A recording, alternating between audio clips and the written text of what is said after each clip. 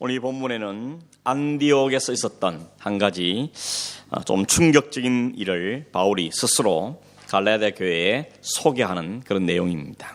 우리 오늘 봤지요. 1절에 보니까 게바가 안디옥에 있을 때에 책망받을 만한 일이 있기에 내가 그를 대면하여 책망하였다, 이렇게 말합니다. 게바는 누구이죠? 베드로를 이야기하는 것이죠.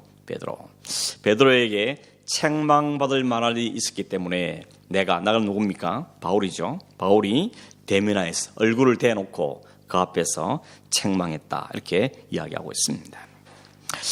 여러분 그냥 그런가 보다 싶지 모르지만 사실 베드로가 누군지, 그리고 바울이 누구인지, 그가 차지하고 있는 위치란 이걸 생각해 보면 상당히 심각한, 상당히 충격적인 사건입니다. 베드로가 누굽니까? 베드로죠. 베드로는 누군가 하면 예수님의 12제자 가운데 한 사람이죠. 언제나 베드로 이름이 제일 먼저 나오고 또 12 중에 따로 셋 세울 때도 베드로가 끼고 하는 거 보면 사람들이 다 베드로를 예수님의 제자들 중에 제자, 수제자 이렇게 표현을 합니다. 그리고 그는 3년간이나 예수님과 함께 따라다녔고 예수님과 함께 먹고 마시고 자고 그러면서 3년 동안 예수님께 직접 훈련받은 사람이었습니다. 간접적으로 훈련받은 게 아니고 직접 훈련받았습니다. 그리고 모든 유대인들이 인정하는 사도였고 예루살렘에서도 가장 영향력 있는 사람이 베드로입니다. 그에 비해서 바울은 누굽니까? 우리는 바울이 사실은 더 크게 우리한테 다 와닿죠. 그러나 이 당시로 돌아가 보면 이 초대교회 시대는 이제 바울은 예수님께 직접 훈련받은 적도 없고 오히려 예수 믿는 사람을 죽이고 박해하던 사람이었죠.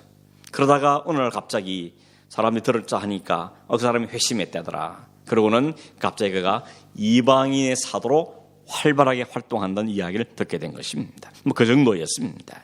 그 때문에 여러 가지 비교해 보면 사실 이 유대인들에게 또 신자들에게는 바울보다는 베드로가 아직까지는 영향력이 더 큰 사람이다, 그렇게 말할 수 있는 환경인 것입니다. 그런데 바울이 그 베드로를 책망했다는 것입니다.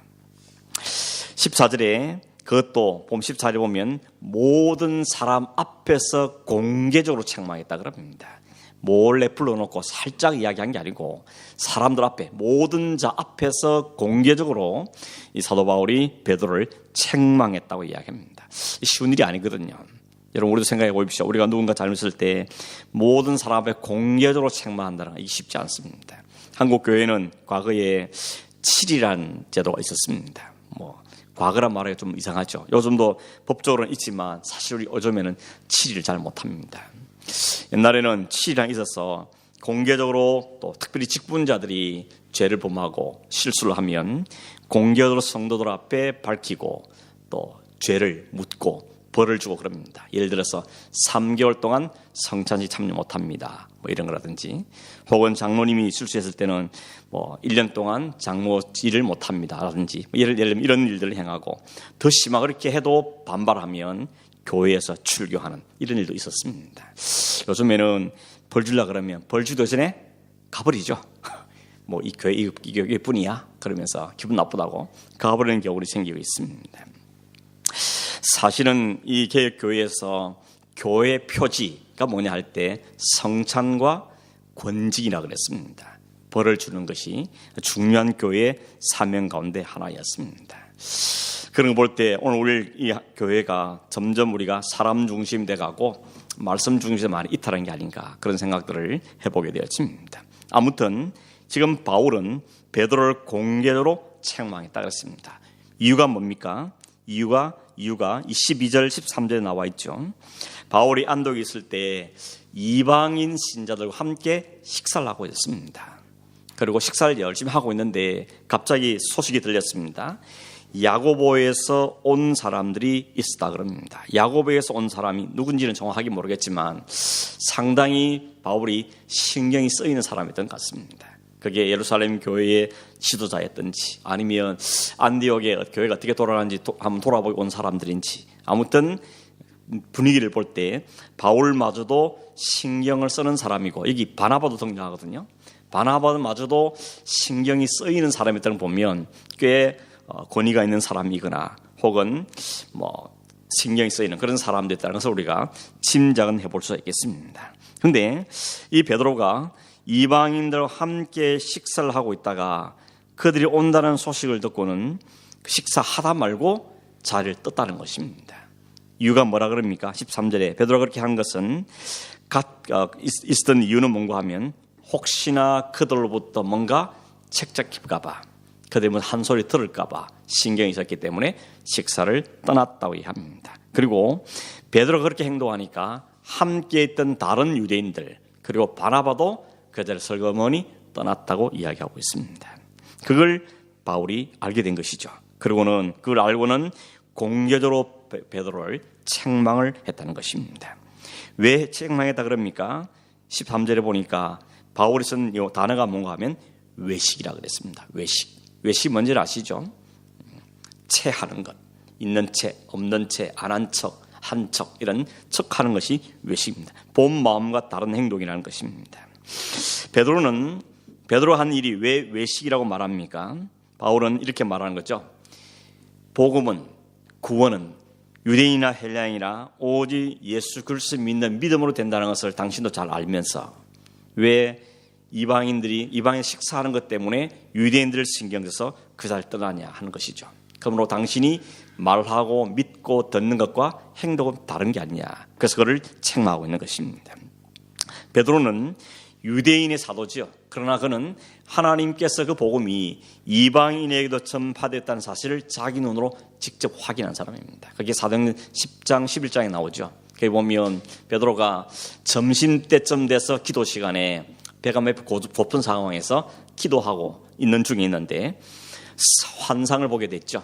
환상이 어떤 환상인가 하면 하늘에서 보자기가 내려왔는데 그릇이 하나 내려왔는데 그 그릇 안에 보니까 짐승들이 막 들어있습니다. 들짐승도 있고 새도 있고 막 들어있는데 하늘에 소리가 나기를 그걸 일어나서 잡아먹으라 그럽니다. 베드로가 거부하죠. 하나님 못 먹습니다. 왜냐하면 율법에 의하면 먹을 수 없는 짐승들이기 때문에 그 부정한 짐승을 내가 어떻게 먹습니까? 나는 먹을 수 없습니다. 라고 여러 번 차례 거부했습니다. 그때 하나님께 뭐라 말씀하셨죠? 하나님께서 내가 깨끗하고 했는데 네가 왜 더럽다 그러냐? 그러면서 먹으라고 말했습니다. 이 환상이 몇 번 걸친 다음에 찾아온 사람이 고넬료 집에서 보낸 사람이었죠. 우리 주인이 당신을 꼭 모시고 오랍니다 하고 그 이야기를 듣고는 성령께서 가라는 말씀을 듣고는 그가 고넬료로 간 것입니다. 고넬료는 이방인 백부장입니다. 이방인이라는 이야기죠. 유대인이 아니라는 것입니다.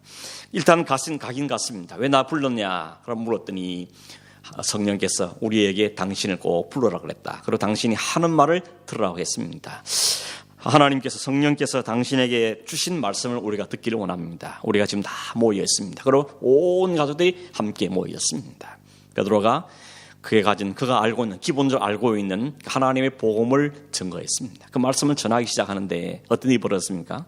성령께서 그들 가운데 임하시는 것이 그 눈에 보인 것입니다. 그 성령 보니까 자기들에게 오순절 임했던 그 성령 똑같은 성령이 있다는 것이죠. 그래서 그가 깨달은 것이죠. 아, 성령께서 유대인들만 아니고 이방인들도 구원하기를 원하시는구나. 사도행전 1장 8절 말씀이 생각난 거죠. 오직 성령이 내게 임하시면 내가 권능을 받고 온 예루살렘과 유다와 사마리아와 땅끝까지 이르러 내 증인이 될 것이다. 하나님 복음이 예루살렘만 머물지 않고 그것을 지역을 넘어서 인종을 넘어서 온 열방까지 증거될 것이다 라고 말씀하셨는데 그 말씀이 지금 베드로 자신 눈앞에서 이루어지는 것을 직접 목격한 것입니다. 그래서 그가 어떻게 합니까? 말씀이 들어가고 성령이 임했는데 이들에게 세례 못 줄 이유가 뭐 있냐. 그래서 그 자리에 모인 사람들에게 세례를 베푼 것입니다. 그런데 그 다음에 다시 돌아왔습니다. 예루살렘 돌아왔을 때 할례 받은 자들이 베드로를 만나서 따졌습니다. 당신이 어떻게 할례 받지 않은 이방인 집에 들어가서 먹고 마실 수 있느냐? 당신 율법을 어긴 거다 라고 도전하고 공격했습니다. 그때 베드로가 뭐라 했는가 하면 자신에게 일어났던 일을 상세하게 이야기합니다. 나는 사실 가고 싶지 않았는데 성령에 떠다밀어서 간 것이고 가보니까 성령께서 이방인들 가운데 역사를 내가 본 것이다. 그렇게 말하며 이렇게 말합니다. 사도행전 11장 17절에 보면 하나님이 그들에게 우리에게 주시는 것과 똑같은 선물을 주셨는데 내가 누구에게 하나님을 능히 맡겠느냐. 중요한 이야기죠. 하나님이 하시는데 내가 뭐라고 그걸 막을 수 있겠냐. 하나님 시킨 거다. 하나님 하라신 거였다. 하나님 직접 하신 거였다. 따지려면 하나님께 따지라. 이런 이야기죠. 그때 베드로가 그렇게 담대하게 이야기했습니다. 근데 오늘 보면 어떻습니까? 오늘 보면 전혀 다른 모습이죠. 그 기본적인 걸 이해했기 때문에, 깨달았기 때문에 그는 그 이방인과 함께 식사를 했던 것입니다. 그런데 식사하던 중에 야곱에서 온 사람들, 어느 거리에 있는 사람들이 온다는 소식을 듣고는 마음이 살짝 흔들린 거죠. 그래서 그 자리를 슬그머니 떠나버렸던 것입니다. 바울은 그걸 정확하게 꼬집어 지적한 겁니다. 그래서 당신이 한 행동은 외식입니다. 당신이 믿고 깨닫고 또 증거했던 말과 실제 당신의 삶이 다르지 않느냐. 왜 믿는 것과 사는 게 다를 수 있습니까? 더구나 당신은 복음을 증거하는, 가르치는 사람의 입장에 있으면서 당신이 전하는 것과 당신의 실제 행동은 다르지 않습니까? 라고 지적한 것입니다. 베드로가 그 지적 앞에 아마도 아무 소리 못한 것 같습니다. 나이도 자기보다 더 적고 경력도 짧고 권위이면서 자기가 훨씬 권위가 있는 사람이지만 그럼에도 불구하고 그가 지적한 것이 너무 성경적인 지적이기 때문에 그 앞에 아무 소리 못하고 그는 그 말을 들었던 것을 볼 수가 있는 것입니다. 여기 흥미로운 것은 바나바도 거기 있었다는 것입니다. 이런 바나바는 누구였습니까? 바나바는 바울이 이방인의 사도로 하나님께서 부르셨을 때 그 일을 대신 예루살렘 사도들에게 변호해 준 사람입니다. 유대인들이 뭐라 했으면 예루살렘 사람들이 아니 우리가 그 인간을 어떻게 믿냐. 그 사람은 우리가 들었자 하니 예수 믿는 사람 핍박하고 박해하던 사람인데 그 사람이 회심했다 그러는데 뭘 보고 믿을 수 있냐. 우리는 못 믿는다 라고 부정적인 반응을 보였을 때 바나바가 나서서 변호했죠. 아니다. 내가 이 사람은 개런티할 수 있습니다. 이 사람은 진짜 하나님 만난 사람이 맞고 성령 이 사람을 이방인에 세운 사람이 맞습니다. 라고 강력하게 주장했던 사람이 바나바였습니다. 뿐만 아니죠. 말로만 한 것이 아니고 그 이후에 바나바가 안디옥의 교회에 파송돼 갔을 때 가보니까 나 혼자 감당하는 보다는 바울과 함께 독립하는 게 너무 좋겠다 생각하고는 그 고향 다소까지 찾아가서 바울을 데려다가 같이 1년간 안디옥 교회를 섬겼다 그랬습니다. 그 교회가 놀랍게 부흥하죠. 첫 번째 이방 교회인데 불구하고 그 이방 교회에서 선교사 파송될 만큼 교회가 급성장하고 능력 있게 부흥했던 것입니다. 뿐만 아니라 그 안디옥 교회가 처음으로 선교사를 파송할 때 바나바와 바울이 함께 팀이 돼서 선교여행을 떠났던 것입니다. 그만큼 바나바는 바울에게 아주 가까운 사람이고 훨씬 더 나이도 많은 사람이고 그 사람이 영향을 준 사람이고 그걸 앞서 인도한 사람이고 여러 면에서 도움을 많이 주었던 사람입니다. 그런데 그런 바나바도 거기에서 슬그머니 꽁무를 빼면서 그 자리를 벗어났던 것입니다. 뭘 보여줍니까? 여기서 우리가 발견하는 게 뭔가 하면 이 안디옥 사람들 때문에 그들이 흔들리는 이 모습을 보면서 베드로와 바나바 속에도 아직도 완전히 그 율법주의 혹은 유대주의 세상이 완전히 제거되진 않은 것 같다 하는 생각도 하게 되고 더군다나 서로에게 좋은 영향을 끼치는 삶에도 불구하고 오히려 그들은 진리에 반하는 행동을 통해서 베드로가 했고 그의 영향을 받아서 바나바도 또 다른 사람들도 그 자리를 슬그머니 피함으로 진리에 반하는 행동을 했다는 걸 볼 수 있습니다. 이 말씀을 보면서 참 마음에 도전이 됐습니다. 이게 지도자가 된다는 것은 참 중요한 것이죠. 내가 원튼 원하지 않든 지도자가 되면 사람들은 그 사람을 추모하게 되어 있습니다. 그리고 그 사람들의 행동과 말과 이런 모든 것들을 보고 있는 것이죠. 말은 안 해도 다 알죠. 저 사람이 말하는 것과 사는 게 맞냐 안 맞냐 물론 막 판단해 보겠다 따지고 드는 건 아니겠지만 보이는 거 어떻게 합니까? 그래서 아니 설교는 저렇게 하면서 왜 삶은 저래 라든지 아니 뭐 교회 직분자면서 중직자면서 왜 삶은 그래 이런 것들 말은 안 해도 속으로 다 품고 있다는 것이죠. 자, 이게 무서운 사실이죠. 더군다나 우리 직분자들은 또 세운 리더들은 나도 똑같은 사람입니다. 나도 죄인이고 나도 다른 성도와 별로 다를 바 없습니다. 그렇게 말을 해도 성도들은 그 말을 그대로 받아주지 않고 아니 그래도 당신은 하나님께 부름받아서 혹은 안수를 받아서 직분자 되지 않냐. 그러면 당신 그에 대한 책임을 져야 된다라는 시선으로 보고 있다는 것입니다. 그래서 우리가 교회에서 중직자 이런 말을 쓰지 않습니까? 중직자. 그 중자 무슨 중자입니까? 무거울 중자거든요. 무거운 직을 받았다는 것입니다. 그 무겁단 말은 책임도 무겁다는 것이고 고난도 무겁다는 것이죠. 자칫하면 우리는 고난이나 자기 오소리띠에 대해서는 고난을 바라면서 책임에 대해서는 등한시할 수 있다는 것입니다. 그렇게 되면 결론 그것이 다른 성도들에게 해가 되는 것을 오늘 이 본문이 보여주는 것이죠. 베드로가 이 부분에서는 그래도 최고의 거리장은 같습니다. 그런데 베드로가 그렇게 행동하니까 바나바도 영향을 받아서 슬그머니 꽁문을 빼고 거기 있던 다른 유대인들도 또 슬그머니 꽁문을 빼고 다들 그렇게 행동하더라는 것입니다. 근데 바울이 이걸 보니까 바울은 성격이 좀 급한 사람인지 몰랐을지 모르지만 바울은 그걸 보면서 화가 난 것입니다. 제 행동은 단순히 이방인과 식사 안 한 정도가 아니고 우리가 믿고 전하고 하는 그 진리에 바라는 행동이라는 것입니다. 그래서 지금 대드는 것입니다. 책망을 한 것이죠. 오늘 우리 직분을 맡은 사람일수록 또 지도자 된 사람일수록 우리는 알지 못하게 영향을 주어야 되고 영향을 끼치는 위치에 있다는 사실을 알고 정말 두려운 마음으로 또 겸손한 마음으로 하나님 앞에 성실하게 자신을 살펴보는 게 정말 필요하겠다 하는 것을 다시 도전받습니다. 나는 아니라 생각하십니까? 집에 가시면 자녀들에게도 리더입니다. 그리고 어느 모임이든 가시면 리더 역할을 낼 수 있습니다. 또 앞으로 리더가 될 수가 있습니다. 그렇기 때문에 우리는 오늘 말씀을 보면서 우리 믿는 바와 사는 바가 일치될 수 있기를 위해서 우리가 사모하고 또 자신을 돌아보고 하는 게 중요하고 무엇보다 가장 중요한 것은 다른 건 몰라도 진리에 반하게 행동하지 않도록 우리는 덜 신경을 써야 되겠다 하는 것을 보게 되었습니다.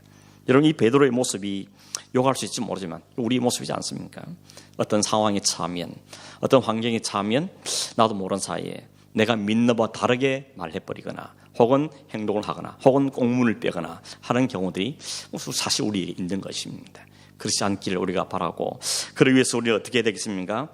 더더욱이나 우리는 진리에 잘 쓰기를 힘써야 되고 하나님께서 꼭 붙잡혀 살기를 힘쓰는 것이 우리의 해야 될 부분일 것입니다. 오늘 우리에게는 베드로가 두려워했던 그 할례자들보다도 더 무슨 내 안에 내면의 교만과 정욕과 시대의 사탄의 공격도 있기 때문에 우리가 하나님의 말씀 복음 위에 잘 쓰지 않으면 언제든지 흔들 수 있는 상황에 처하게 되는 것입니다. 그래서 바울은 지금 이렇게 열을 내면서 책망을 했다고 이야기하고 있는 것입니다. 정리를 하면 이 베드로와 바나바와 유대인들이 행동했던 그 행동은 어떤 영향을 미치는가 하면 이방인들에게 죄의식을 가져두는 것이죠. 식사할 때는 좋았는데 식사에 떠나가는 걸 보면서 아 우리를 역시 죄인으로 취급하는구나. 우리와 함께 식사할 수 없는 사람은 취급하는구나. 복음 안에서 그리스도 안에 하나라 그래놓고 보니까 하나가 아니구나 하는 큰 상실감과 그런 마음들 안겨둘 수 있는 이방인들 다시 죄인 취급하는. 그럼 또 다시 우리가 그러면 율법을 지켜야 되는 것인가? 또 우리는 뭘 할례를 행해야 되고 그렇게 가야만 우리를 받아줄 것인가 하는 진리의 문제에서 혼돈스럽게 만들어버리는 것입니다. 그래서 연약한 성도들, 이제 복음 안에 들어온 사람들 오히려 다시 율법으로 돌려보내거나 다시 옛날 삶으로 돌려보내는 상황이 벌어졌기 때문에 바로 이거 바로 잡아야 되겠구나. 이거 그냥 넘어갈 아니구나 라고 생각한 것입니다. 그건 심각한 문제로 받아들이게 된 것이죠. 14절 중간에 보면 이렇게 말합니다. 베드로에게 네가 유대인으로서 이방인을 따르고 유대인답게 살지 아니하면서 어찌하여 억지로 이방인을 유대인답게 살게 하라느냐 이렇게 말했죠. 그러면 15절에 이어서 말하기를 우리 모두가 본래 유대인이고 이방 죄인이 아니다. 이 말은 무슨 말입니까? 맞다. 당신 말처럼 우리처럼 우리는 다 유대인이다. 저 이방인들과 같지 않다는 것을 이야기합니다. 그러나 16절에 이어서 말하기를 그럼에도 불구하고 사람이 의롭게 되는 것이 율법의 행위로 말미암은 것이 아니고 오직 예수 그리스도를 믿음으로 말미암은 줄 알므로 우리도 예수 그리스도를 믿나니 이는 우리가 율법의 행위로서가 아니고 그리스도를 믿음으로써 의롭다함을 얻으려 함이라. 율법의 행위로서는 의롭다함을 얻을 육체가 없느니라. 여기는 율법의 행위하고 예수를 믿는 믿음 이걸 대조해서 3번 반복하고 있습니다. 율법의 행위가 아니고 예수를 믿는 거다. 율법의 행위가 아니고 오직 예수를 믿는 거다. 율법의 행위로선 의롭다함을 입을 육체가 없다고 분명하게 이야기하고 있는 것입니다. 그럼 여기 어떤 단어로 하면 우리도란 말이 있습니다. 저들뿐만 아니라 우리 역시도 율법은 아니고 오직 예수 그리스도를 믿음으로 구원을 얻는 것이다 하는 것을 이야기하고 있습니다. 그러므로 이방인이든지 유대인이든지 관계없이 우리가 하나님 앞에서 사람이 의로워지는 유일한 방법은 율법의 행위가 아니고 율법을 가졌다, 율법을 지켰다 그게 아니고 오직 예수 그리스도를 믿는 믿음으로만 된다는 사실을 바울이 다시 한번 지적하고 있는 것입니다. 결국 여러분, 이방인이든지 유대인이든지 그 어떤 사람도 율법의 행위로는 의롭다함을 입을 사람이 없다는 것입니다. 왜냐하면 율법은 우리에게 요구하는 게 몇 퍼센트 요구합니까? 100% 요구합니다. 그래서 그러죠. 성경에 율법을 지키다가 하나를 못 지키면 다 못 지킨 거다. 그렇게 보면 우리는 율법을 다 지켜낼 수 없는 사람들인 것이죠. 그러므로 만약에 그 법을 가지고 판단한다면 어느 누구도 그 법 앞에 합격을 받은 사람은 없습니다. 혹시 서로를 비교하면서 나는 70점, 저 사람은 80점, 저 사람은 90점 라고 말할지 모르지만 100% 안 되기는 마찬가지인 것입니다. 100점이 커트라인이 100점인데 그 100점이 도달 안 하면 다 불합격인 것입니다. 나는 그래도 90점이니까 70은 낫지, 우리끼리 그렇게 말할 수 있을지 모르지만 하나님 정해신 그 법에는 다 미달인 것입니다. 자격 미달인 것입니다. 그래서 하나님 우리에게 율법으로 하지 않고 다른 의의를 얻는 방법을 주신 것이죠. 그게 바울이 말하는 오직 예수 그리스도를 믿음으로 얻는 의다 라고 우리에게 말씀하는 것입니다. 율법은 겉으로 보이고 드러나는 행동뿐만 아니라 사실은 마음속 깊은 곳에 있는 것까지도 다 요구하고 있죠. 그래서 예수님은 적극적으로 해석하기를 뭐라 했습니까? 형제를 죽이는 것만 살인이 아니고 형제를 미워하는 것도 살인이라 그러죠. 다른 여자를 억지로 범하는 것만 간음이 아니라 마음의 업욕을 품는 것도 간음이다 라고 훨씬 하나님께서는, 주님께서는 율법에 대해서 분명하게 우리에게 말씀해 주십니다. 그러므로 신명기 8장에 보면 율법 아래에 있는 자는 다 저주라 그랬습니다. 그러므로 율법을 다 지키지 못하면 다 저주라는 이야기인 것입니다. 이렇게 철저한 율법 요구 앞에서 타락한 인간들은 전적으로 무능력할 수밖에 없는 것입니다. 율법은 어떻게 합니까? 우리를 죄 아래 가두어버린다고 그랬습니다. 그 율법은 우리를 다 죄 앞에, 저주 앞에 가둬버린다고 그랬습니다. 어느 누구도 예외가 없습니다. 유대인들도 이방인도 똑같이 하나님의 진노와 하나님의 벌 아래 갇힌다는 것입니다. 그래서 주님께서 우리에게 이방이든지 유대인인지 예수 그리스도를 우리 앞에 십자가를 세우시고 그 예수를 믿는 믿음으로만 구원은 다른 방법을 우리에게 제공해 주신 것입니다. 바울은 이 16절에서 처음으로, 갈라디아에서는 처음으로 의롭게 된다 하는 말을 쓰기 시작했습니다. 의롭게 된다, 의로워진다, 의롭다. 이 말은 다른 용어로 말하면 칭의라 그러죠. 정확하게 말하면 의롭다고 불러준다는 것입니다. 의롭다고 선언해준다는, 이 칭의란 말은 법적인 사용 용어죠. 재판장이 땅 당신은 죄 없어 라고 선언해주는 것이 칭의입니다. 너는 의롭다, 너는 죄가 없다 라고 말해주는 것입니다. 그러므로 이 용어는 내가 노력해서 의로워지는 용어가 아니고 재판장인 하나님이 일방적으로 선언하는 겁니다. 너는 내가 죄 없다고 봐주겠다는 것입니다. 왜 그렇게 말합니까? 진짜 죄가 없어서 그렇습니까? 아니죠. 그 죄가 다 가려워지기 때문에 그렇습니다. 안 보이는 거죠. 하나님이 그 죄가 볼 때 죄가 안 보이는 겁니다. 왜 가려졌습니까? 그리스도의 볼이 덮어버렸기 때문에. 그래서 하나님께서는 그 그리스도의 덮임을 받은 사람들 받으시는 것이 우리 죄인을 받는 게 아닌 것이죠. 그래서 누구든지 그리스도 안에 있는 자가 구원을 받는다고 성경은 말씀하는 것입니다. 만약에 칭의가 사람의 행위에 따라서 결정되는 것이라면 우리는 평생 가도 그 법을 통과할 수가 없습니다. 칭의를 받을 수 없습니다. 그리고 우리는 늘 불안합니다. 혹시 내가 구원받지 못한 게 아닌가? 난 구원받은 게 맞는가? 늘 자신에 대해서 의심하며 살 수밖에 없습니다. 왜냐하면 내 삶에 자꾸 그런 모습이 드러나니까 아무리 봐도 내가 구원받는 게 맞을까? 이래 사는데, 이렇게 말하는데, 이렇게 행동하는데 내가 구원받는 게 맞을까? 늘 이 속에 사로잡혀서 살아가는 사람, 가슴을 졸이면서 살아가는 신앙생활을 할 수밖에 없는 것입니다. 하나님께서 우리에게 일방적으로 선언해 주시는 것입니다. 누구든지 그리스도 안에 있으면 그 예수를 믿는 사람은 하나님의 자녀가 되는 권세가 줬다고 분명하게 우리에게 선언하는 것입니다. 이런 내 안에서 일어나는 결과가 아니고 내 밖에서 일어나는 일입니다. 하늘 법정에서 선언하는 것입니다. 하늘 법정에서 우리를 향해서 선언해 주시는 것이 내가 내 안에서 그 자격을 다 쏟아냈을 때 그래? 내 너 인정해 줄게. 그게 아니라는 것입니다. 하나님이 창세전에 선택하셔서 때가 되어 우리를 부르시고 하나 우리를 그리스도를 믿는 믿음으로 우리에게 넣으심으로 그거를 선언해 주시는 것이 바로 칭의의 선언인 것입니다. 그러면 여러분 정말 예수를 믿어서 의롭다 일본 받은 자로 한다면 지금도 여전히 내가 내 자신을 볼 때는 더럽고 추한 죄인이지만 그러나 그리스도께 나를 덮었다는 그 은혜를 기억할 때마다 감사하게 되는 것이죠. 그래서 자랑은 어울리지 않는 것입니다. 나는 이렇게 구원받았어, 난 이렇게 하나님의 자녀가 됐어 라고 자신을 내세우는 사람은 아무도 없다는 것입니다. 내 안에 어떻게 이런 일이 벌어졌을까, 어떻게 이런 일이 일어났을까, 어쩌다 내가 이렇게 예수를 믿게 됐을까, 그런 감탄사가 나올 뿐인 것이죠. 그리고 여전히 하나님 나를 어렵다고 칭이라고 부르심에도 불구하고 이제 내 속에 더럽은 부분들과 그렇지 못한 부분을 보면서 또 회개하고 또 은혜를 붙잡고 은혜가 아니면 내가 살 수 없습니다 그걸 고백하면서 살게 되는 것이 바로 성도의 삶인 것입니다.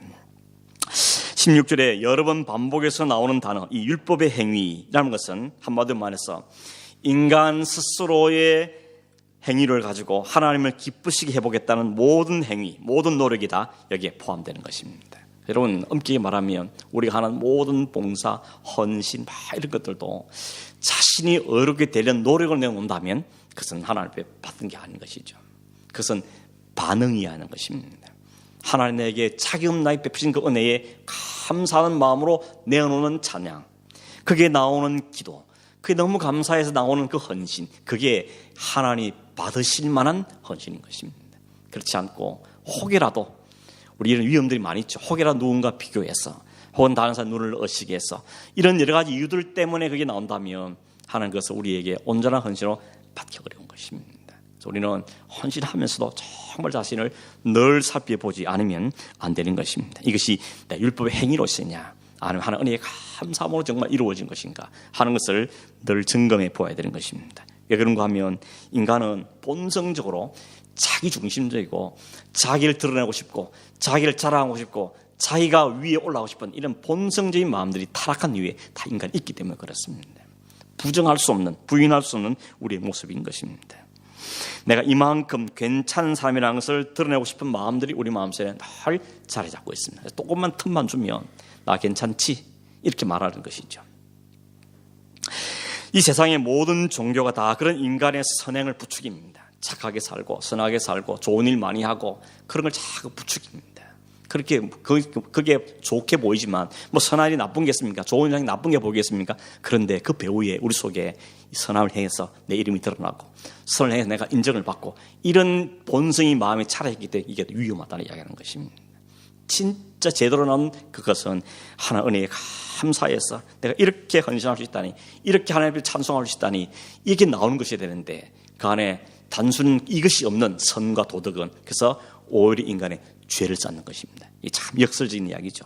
선을 실컷 했는데 결국 그 안에 내 의, 내 자랑 이게 내재해 있다면 그건 하나님 받으실 수 없는 거예요. 그건 오히려 죄를 더 쌓는 거라는 것입니다. 자기 자랑, 자기 높임 이게 있기 때문에 오히려 죄의 인간의 타락한 본성을 드러내는 것에 불과하다는 이야기인 것입니다. 인류는 이렇게 종교나 인간의 선행이나 도덕이나 윤리로 자신을 치장하고 그래서 구원에 도달해 보겠다는 그런 스스로 노력해 보겠다는 노력을 하고 있는 것입니다. 그런데 성경은 오늘 분명하게 아주 확실하게 이야기해 줍니다. 인간의 모든 행위, 그 율법이라는 것 속에 포함된 대표되는 인간의 모든 노력은 다 실패할 수밖에 없다는 것입니다. 그래서 결코 율법의 행위로는 하나님을 기쁘시게 하거나 어렵다는 받거나 하나님의 은총과 사랑을 획득하거나 그렇게 할 수 없다는 것입니다. 딱 하나밖에 없습니다. 오직 예수 그리스도를 믿는 믿음으로만 가능하다 그랬습니다. 하나님 우리 보는 건 그것밖에 안 봅니다. 내게 믿음이 있느냐, 나를 하나님을 진짜 믿느냐, 인정하느냐, 진짜 신뢰하느냐, 그것만 따집니다. 그 믿음의 가장 핵심은 뭐가 있습니까? 그리스도, 그분의 십자가와 그분의 부활과 그분을 향한 그분을 향한 우리 그 믿음이 우리에게 내용으로 담겨 있는 것이죠. 물론 이런 은혜를 아무나 다 주는 건 아니죠. 하나님의 선택한 하나님의 백성들에게, 작정하신 백성들에게 주시는 것입니다. 누굴 작정했냐 알 수 없기 때문에 내가 그 작정에 포함된 것이 너무 황송하고 감사한 것이죠. 내가 무슨 작이 있어 불러주시는지 감사하게 되어지는 것입니다. 여러분, 실제로 우리에게 이걸 생각할 때마다 우리 안에 늘 감사하고 감격이 있고 찬송하고 그런 삶을 살아가는 게 너무 당연합니다. 그런데 때또 우리가 그렇지 않을 때도 참 많죠. 감동이 별로 없고 무덤덤할 때도 많고 감사와 찬양으로 정말 예배하고 그러기보다도 그냥 오늘 또 왔다 가고 그런 경험이 없지 않아 있는 것입니다. 오늘 왜 설교 이렇게 오래 하냐 뭐 이런 생각이 든다든지 그런 마음으로 예배할 때도 있는 것이죠.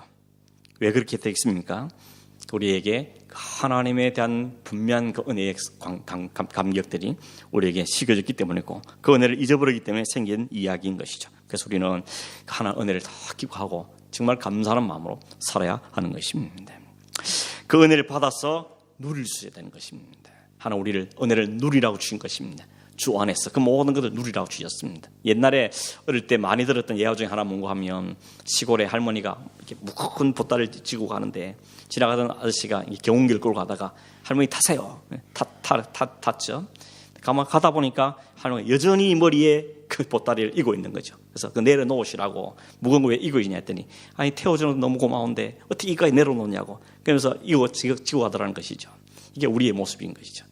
주님이 뭐라 그럽니까? 수고하고 무거운 짐진 자들아 다 내게 오라. 그 다음 어떻게 하랍니까? 쉬라 그랬습니다. 주 안에서 쉬라고 말씀하십니다. 그 쉼이란 일 안 한단 말 아닙니다. 가만히 있으면 하나 다 먹을 거 주고 그 말이 아니고 안식을 이해하는 것이죠. 주님 그 관계 때문에 주님 주신 그 영원한 생명이 보장되기 때문에 그냥 우리이기 때문에 주님 안에서 안식할 수 있는 것입니다. 여러분 그런 경험 해보지 않습니까? 몸은 힘들지만 마음이 편한 거 경험해 보시죠. 그게 주님 말씀은 안식입니다. 세상 살이는 결단고 쉽지 않습니다. 오늘 여전히 우리가 육체가 살아야 되기 때문에 세상 살이는 여전히 힘듭니다. 일도 해야 되고 여러 어려움도 닥쳐오고 합니다. 그러나 그리스도께서 나의 참 구주시고 하나님 우리의 영생을 보장해 주셨고 그 하는 은혜 안에서 우리는 안식을 맛볼 수 있습니다. 그 안식을 확인한 시간이 주일이지 않습니까? 주일 와서 함께 예배하고 찬양하고 말씀 들으면서 천국을 경험하면서 그 안에서 안식을 누리는 것이죠. 그래서 주일은 안식일이라 그러지 않습니까? 우리의 삶에도 마찬가지입니다. 일을 하면서도 열심히 땀을 흘리면서도 몸은 좀 피곤해도 주님 나에게 은혜 주신 것 감사하고 내 입에 찬송이 흘러나오고 그 안에 안식을 누릴 수가 있는 것입니다. 그게 어떤 사람이 주어진 겁니까? 오직 예수 그리스도를 믿음으로 하나님 자녀에 대한 사실을 인식하고 깨닫고 그걸 누리는 사람이 맛볼 수 있는 안식인 것입니다. 오늘 여러분 여전히 우리 삶은 팍팍하지 않습니까? 이민생활이 만만치 않지 않습니까? 그러나 이민생활 속에도 하나님 주신 그 위로와 안식을 꼭 경험하면서 살기를 바랍니다. 그래서 마음에 감사하며 살고 좀 힘이 들어도 그러나 내가 이 땅에 사는 동안 육체를 있는 동안 사는 것이지 내가 이렇게 영원히 사는 것도 아니고 하나님 주시는 것들을 누리면서 감사함을 살고 또 하나님 조건을 주시는 것들 우리 주신 것을 기꺼이 누리며 또 집을 주셨으면 집에서 누리고 차를 주면 차를 누리고 누리면서도 내가 한 것이 아니고 하나님 내게 이런 걸 주셨구나 감사하고 찬송하고 그렇게 사는 것이 바로 믿음 안의 삶에 볼 수 있는 것입니다. 말씀을 맺습니다. 여러분 바울은 오늘 우리들에게 다시 한번 사람이 의롭게 되는 길이 무엇인지를 분명하게 말씀해 주십니다. 율법이라고 말하는 그 한 단어 속에 모든 게 포함되는 거죠. 인간의 모든 것 노력이나 것들이 아니고 오직 하나님 아들 주신 그 믿음 예수 그리스도를 믿는 그 믿음으로 의롭게 된다라고 우리에게 분명하게 말씀합니다. 더군다나 그 믿음이 뭡니까? 그 믿음은 예수 그리스도를 내가 믿는 믿음이 아니고 예수 그리스도 우리에게 주셨음 믿게 되는 그 믿음을 이야기하는 것이죠. 그래서 성경 말하면 믿음도 하나님의 선물이라 그런 것이죠. 우리는 감사히 받는 것이죠. 자기 있어서 선물 받는 사람이 아닙니다. 주신 것을 감사로 받고 그것을 기쁘게 누리는 게 복인 것입니다. 여러분 선물을 주온 정성의 선물을 줬는데 풀어보지도 않고 내가 이를 받을 자격이 없어 그러고 있으면 그건 뜻이 아닙니다. 풀어보고 기뻐하고 감사하고 고맙다고 이야기해주고 그걸 잘 사용하고 누리는 것이 진짜 선물 준 사람의 기쁨이지 않죠. 하나 우리에게 건강을 주셨다든지 가정을 주셨다든지 일을 주셨다든지 교회를 주시고 교회를 섬길 직분을 주시고 그러면 그걸 감사함으로 누리고 섬기며 맛보고 하는 것이 성도의 삶인 것입니다. 그러면서 자랑질하지 않고 감사하고 찬송하고 하나님 은혜인 것을 고백하고 하나님을 인정해 드릴 때 하나님은 기뻐하시면서 우리에게 더 많은 은혜를 허락해 주시는 것입니다. 그것이 하나님 말씀하신 복인 것이지 막 기도해서 따내는 것 쟁취하는 하나님 안 주면 협박하는 그것이 아니라 하나님의 감사에 주어지는 하나님 더 많이 풍성해 주시는 은혜를 누리는 사람들이 되는 것입니다. 종교육 시대 때 외쳤던 단어들이 여러 가지 있죠. 그중에 하나가 뭔가 하면 오직 성경, 오직 은혜, 오직 믿음이었습니다. 오직 은혜, 오직 믿음, 오직 성 여기서 벗어날 때 교회는 타락했습니다. 오늘도 마찬가지입니다. 교회가 오직 믿음, 오직 은혜, 오직 말씀 여기서 벗어나면 그때부터 타락은 시작되는 것입니다. 교회가 아무리 돈이 많아도 아무리 사람이 많이 모여도 오직 성경, 오직 은혜, 오직 믿음 여기서 벗어나면 그 교회는 벌써 하나님의 타락한 될 수밖에 없는 것입니다. 오늘 우리가 어렵다는 말과는 전혀 상관이 없던 이방이었던 우리에게 어렵다 하신 은혜를 주시고 선물로 믿음을 주신 하나님께 감사하고, 그 믿음이 자신의 행위를 내세우며 넘을 수밖에 없는데 우리가 도무지 믿을 수 없는 우리 예수를 믿게 하시고 은혜 주신 하나님께 감사하고, 우리에게 누리라고 주신 것에 대해서 기쁨으로 누리고 감사함으로 누리고 하나님 찬송함을 누리며 사는 그것이 바로 성도의 삶인 것입니다. 이 삶을 살아가는 저와 여러분 되기를 바라고, 오늘 바울이 베드로를 책망하면서까지 오늘 우리에게 보여주신 복음의 본질을 흩뜨리지 않는 복음의 그 말씀을 우리가 잘 유지 살아야 되는 그 원리를 기억하며 살아가는 저와 여러분 삶이 되기를 간절히 바랍니다. 기도하겠습니다. 우리 함께 한번 기도하겠습니다. 하나님 주신 은혜에 감사하고 자랑하지 않고 교만하지 않고 겸손하게 하나님 주신 것에 정말 기쁨으로 누리고 하나님께 땡큐하면서 즐거이 누리고 즐거이 헌신하며 이 땅에 주신 삶 동안 성실의 사랑 우리 삶이 되게 해주시고, 무엇보다도 하나님의 복음을 흔드는 일들에 우리가 요동하지 않도록, 복음이 흔들리지 않도록 오직 믿음과 오직 은혜와 오직 말씀이 보여자고 사는 우리의 삶이 되게 해주시고, 상황과 환경에 눈치 보지 않고 사람이 휘두르지 않는 삶을 살게 해주옵소서. 우리 함께 한번 기도하겠습니다.